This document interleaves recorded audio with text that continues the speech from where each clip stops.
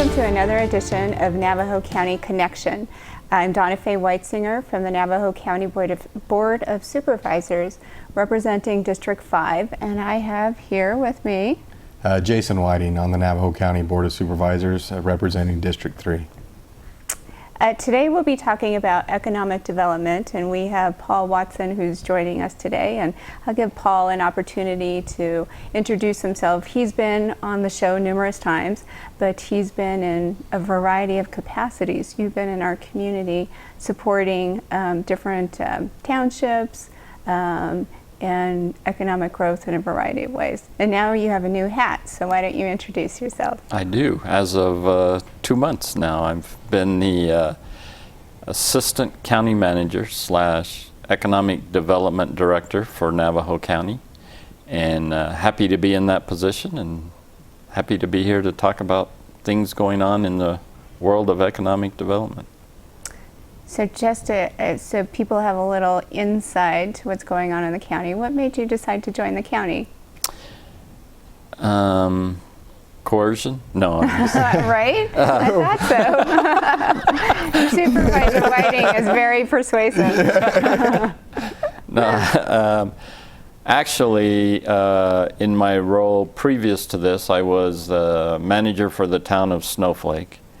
And a very significant portion of my time was spent on economic development for the community of Snowflake. As many of you are aware, the Apache Railway, which was part of Catalyst Paper Mill, was an issue that we were heavily involved in, and we'll talk about that in a little bit. But and then trying to bring back industry to replace the paper mill that we lost at the end of 2012 became a real priority for the community and for myself. So it was kind of a natural. I was working on economic development, and this was an opportunity to take that to the next level, if you will. Mm-hmm. And so I not only represent Navajo County, but I represent the region as the Executive Director for the Real AZ Development Council. And I think we'll talk a little bit about that too. Well, yep, we'll talk about that in just a second. I know, well, I'm grateful that you've decided to join us. I know that your experience is quite extensive in advocating for economic growth in our communities. And this allows for another layer, in a sense, in allowing the advocation at the legislative level, as well as supporting our supervisors and across the county and ensuring that we're focusing on economic growth. So we're happy that you joined us. Thank you. I'm happy to be here. You know, Paul's a breath of fresh air. I worked with the Chamber of Commerce over in Snowflake and Taylor for a number of years. And after doing that, then I went on to the Snowflake Town Council. At that time, I got a chance to work with Paul. And one of the first things I noticed was his regional awareness as well as his network. He was well respected in the region. He knew most of the other communities pretty well, had been involved with them in different partnerships. And that really opened the door for collaboration with the region. And so he's been a great partner at that level, and then it only made sense when his name came forward and we looked at that for filling the position that was needed. I'm really glad that you decided to come across. I think that it makes a lot of sense. I think you'll be able to continue your efforts. You obviously helped a lot there in the way of economic development and trying to look at ways to partner with industry and making it an environment where they feel like this is the place to be. And I think that we're starting to see some traction and results because of that. So thanks for your partnership and willingness to come on board. Thank you. And that was the paid political campaign for Paul Watson. No. I was going to say, if you were applying for another job, you could just send that forward. But we were trying to determine how to structure this conversation because Supervisor Whiting participates a large part in this conversation. And we'll go ahead and jump into it. And, you know, you can answer as you will.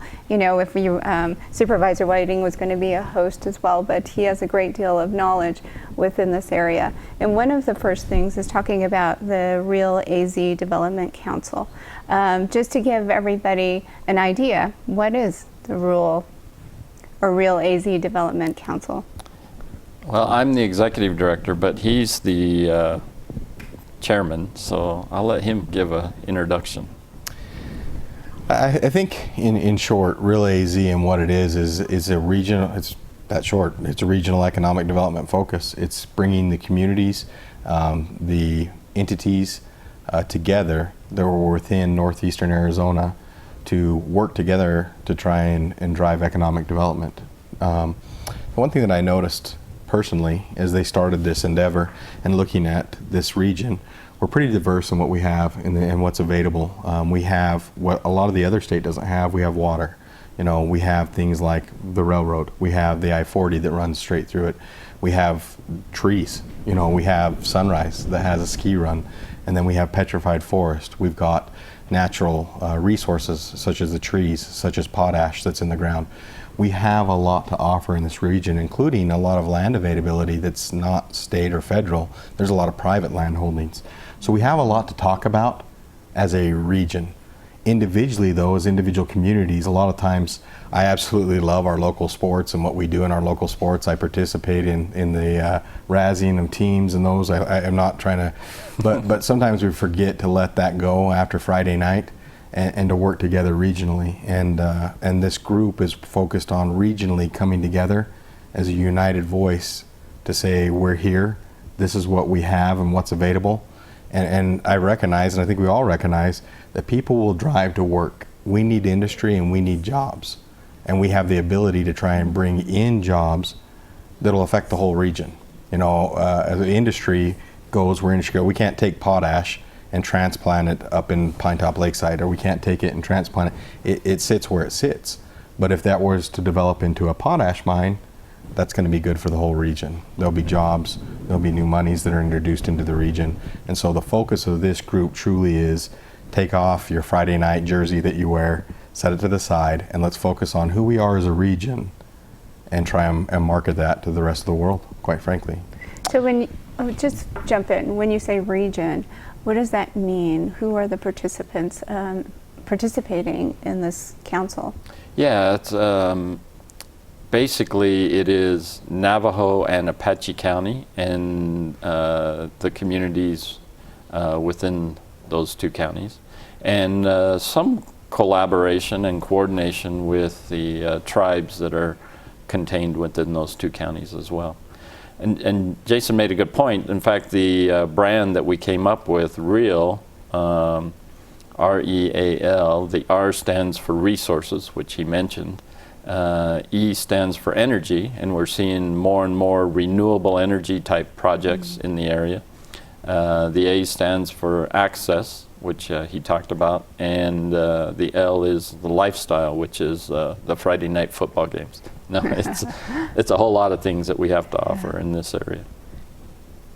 I think Supervisor Whiting is right. You know, we do have a diverse community and we have lots of opportunity. It's just kind of tapping into that opportunity.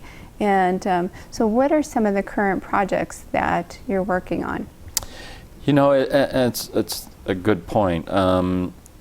First off, you have to know what you have to offer, right? If you're going to compete on a state, national, and even international basis for attracting industry and jobs, you got to know what you have that sets you apart.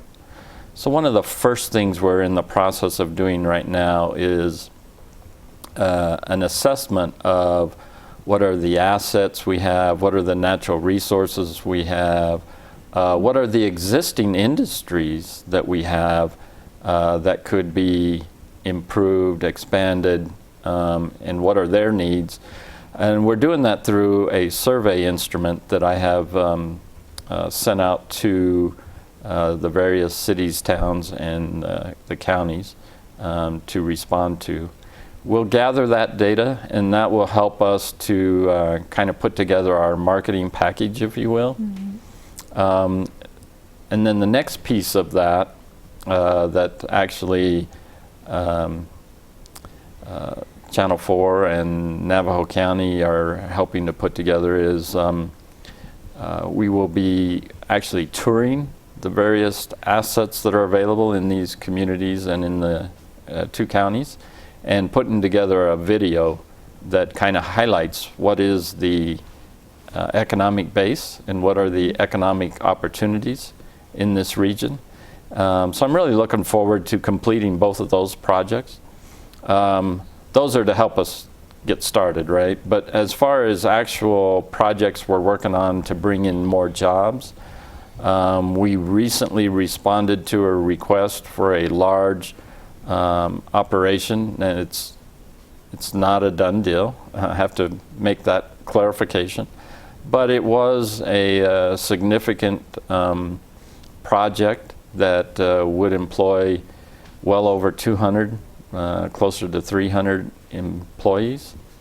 And it seems like we had the assets that were a fit for that particular industry, and in particular the rail. They needed the rail access, which is one of the things that we're working on as well to keep that going. So those are some of the things. Supervisor Whiting, I don't know if you have. Before you move on, I got a little note that we're channel 56. Is it channel 56? Yep, and not channel 4. So we don't confuse everyone. But when you talk about, and I know that this is some of the conversation when we talk about the railway. So why is the railway so important to our community? Yeah, it's most of the industry either existing or that we are talking to about relocating to this area all talk about the importance of the rail. And the reason is it provides a economical transportation opportunity both to the East Coast and to the West Coast, particularly to the West Coast from our location here. So the Apache Railway ties into the BNSF, the main line, which goes all the way from the East Coast to the West Coast in Holbrook. And that connection and that opportunity provides great opportunities for bringing in supplies and hauling out product. And that's real key to the industries that we're talking to right now. And I know that you've been a big champion for this. What are some of the things that you've seen and its impact to our community? Well, with the Apache Railway, a couple of things. I mean, there's a current, there's 150 jobs tied to that rail right now. So obviously that rail is really important because 150 jobs to this area is significant. We definitely don't want an opportunity to lose that. Not only do we not want to lose, we want to gain. That railway, just to give a brief history, that railway really was there to serve and support the paper mill. When the paper mill left, it lost, one of the main utilizers of that railroad. That railroad, the paper mill really wasn't in the railroad business. They were looking to bring in, for the paper mill what they needed. They did have the pig farm and a couple of other contracts that were tied to it, but not a whole lot more than that. And so the reality is when they went and that paper mill was sold off to, as we affectionately call them, scrappers, when it was sold to scrappers, we recognized, when I was over on the Snowflake Town Council and Paul was there, we recognized that there was a good chance that it was going to be sold to scrappers as well. And so there were some strategies that we put together and we pushed to try and make sure that when the scrappers purchased that they would have us at the table negotiating with them to keep that rail in existence. Now you have a lot of people in the communities that will come up to me not understanding the situation, and very great questions. I'm glad people are engaging, but they'll ask, if this is so viable, why isn't the private sector coming along and purchasing it? And a lot of it has to do with finances. When you go and you get a loan on something like this type of a rail, the asset and its value doesn't typically play a lot into it. It's the business. What is it generating in the way of income that dictates that? Well, when you lose your major user, which is the paper mill, the banks are only going to give so much for a loan. When the scrap value is worth $10 to $15 million and the value of the railroad, because of that structure of how the loan will work, is worth $1 million to $2 million, somewhere in that area, they're probably going to go with the scrap value. It's considerably more. Big picture for us in the region now at Navajo County looking at this, and even for the United States, they spent, approximately, it cost around, the numbers that I'm hearing is around $70 million to replace that. She has $70 million to put if it goes, it's not coming back. So this, looking at the today now, we can get 10 million, or we can sell it to, to the existing area. We're opting to try and find long-term funding to buy out the creditor to be able to continue forward. And I say we, I'm wearing my regional cap. That's not Navajo County. That's not the town of Snowflake, but the Snowflake, what's it called? The Snowflake Community Foundation. That actually owns that stock. Yeah. And so we've tried to partner with that organization in helping them as they've gone down this path of trying to secure long-term funding. And right now they're working towards that with the USDA. It looks very positive. We hope that within the coming weeks we'll have a very positive announcement, and a lot of the stress will be relieved. Hopefully. Hopefully so. Well, you can see how important the railway is to our community. Without it, future economic development within the region could be really difficult. And for future businesses to grow their business, those are the things that they look at, and trying to get their product or their resources in or their products out. So those things are the fundamental importance. Going back to, that's one of the projects under the Real AZ Development Council. There's membership to the council. Do you want to talk a little bit about the membership? Yeah, I'll touch on that one briefly. So in order for us to do the marketing and the other efforts that we need to do, we've established a membership. And for a city or town within the region, it is $5,000 for an annual membership. For an employer, and we have several right now, and there's more that I'm working on. For an employer with 50 or more employees, it's $2,500 annually. And with 49 or less, it's $1,000 annually. And then we have another category for nonprofits, education, other types of entities and institutions, and that one's a minimum of $500 contribution. And that's what helps us put together the funding we need. Actually, to be totally honest, part of it helps pay my salary, thank you. But a majority of that funding actually is going towards helping us with marketing and other efforts to get our name out there. When we looked at that structure and tried to put that together, recognizing that the communities are all hurting up here, we need to go and take a step forward so we don't start taking more steps back and trying to drive new economic development into the area. So looking at that dollar amount for the communities to participate, really that funding is not to say here's $5,000 and when's my whatever industry coming. That's just, quite frankly, anybody that really knows how this works. $5,000 doesn't do anything towards that. But regionally, if we pool that money together, it allows us to be able to, and we've worked very closely with Steve North. He's been strategic and part of it. He works at the economic development with the city of Show Low, and then he also sits with us at Real AZ in putting together a marketing plan and strategy. That money pulled together is truly just for the ability to go out and brand our area and identify what we have and bring some awareness to this region, which is just a kick in the bucket. I mean, that's not a lot of money. There's a little bit that goes to Paul's salary, but for the majority of it, that's marketing money. Even more than that, I would say, is we now are asking that the cities or towns or the entities involved commit an individual to being a part of this organization. And that individual is just as important, not if even more so, because we need to know on the ground from, again, let's say that it's St. John's, or let's say that it's Show Low or Taylor or Snowflake or Holbrook or whatever, that what they have going on, what's important to them, what assets they have in their communities.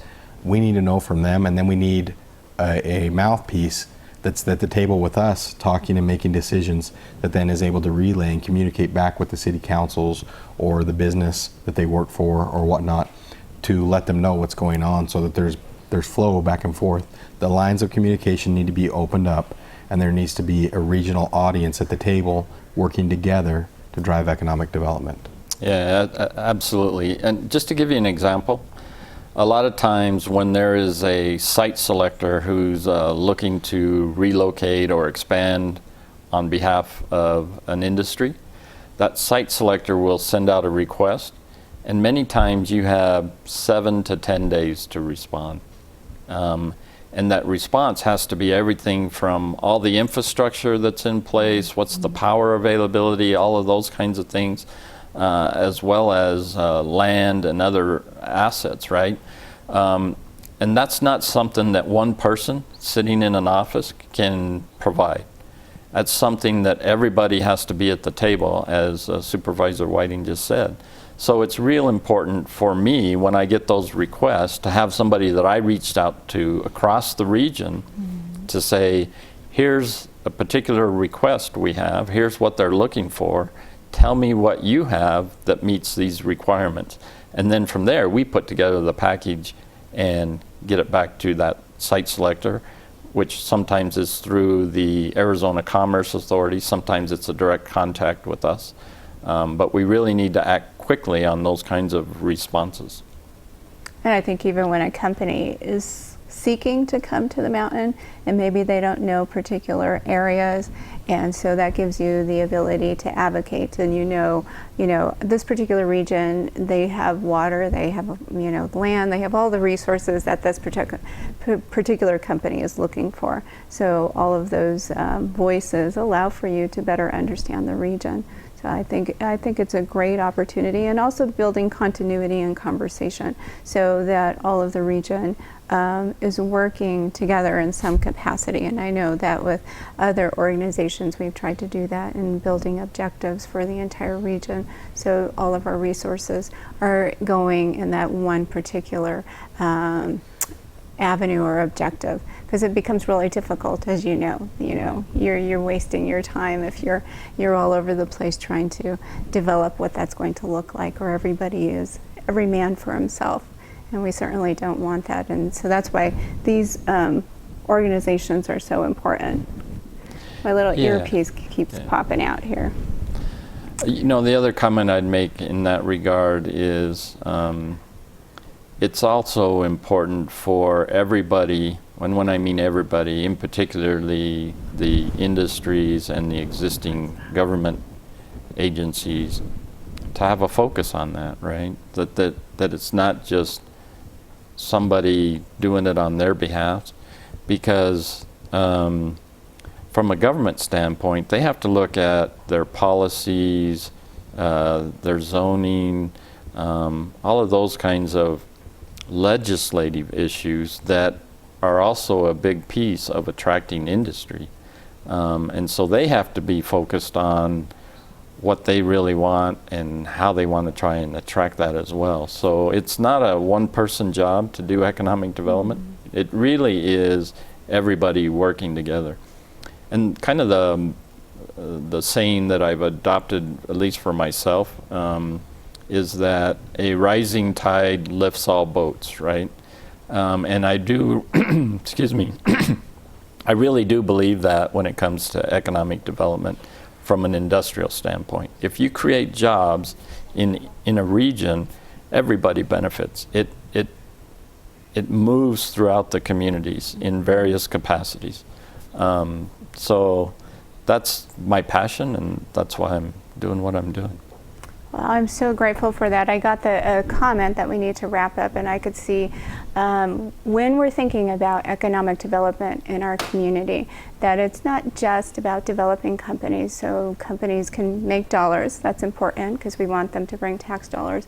It's also important to provide jobs, to increase capacity of our community. We want more community members who love living in our county, and that's part of having a job that they can provide for their family. And so when you talk about what the impact is and why it's so important, those are some of the fundamental reasons. So when you're thinking about economic development in our community, there's certainly more conversations, and this is a background conversation, that we're talking about forest energy, that there's Novo Power, Novo Star, that when we talk about Forefry and we talk about the Forest Service, that all of these things are impacting our county in some capacity. So we're grateful for the work that the both of you do in trying to ensure that we're having a strong conversation around that. So we're going to wrap up here, and we're grateful that you were able to join us today. I know that summer is coming to an end and that the kids will be going back to school soon, so we hope that you enjoy your last leg of summer and make sure you go fishing. Thank you.